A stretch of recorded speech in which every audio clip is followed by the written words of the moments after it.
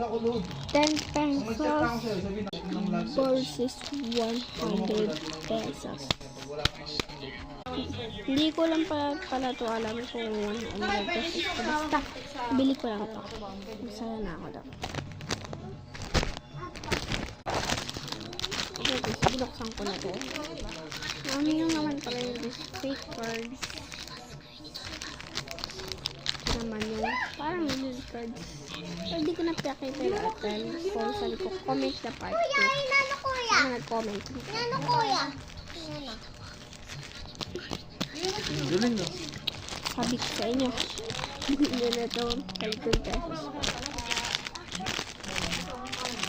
Dito sa mahal rin ito. Ayaw ito. Tsaka mahal shipping. Paano? Ito, ang lalo na ang mahalan ito. Sashayin mo ito, bilhin ng Charis.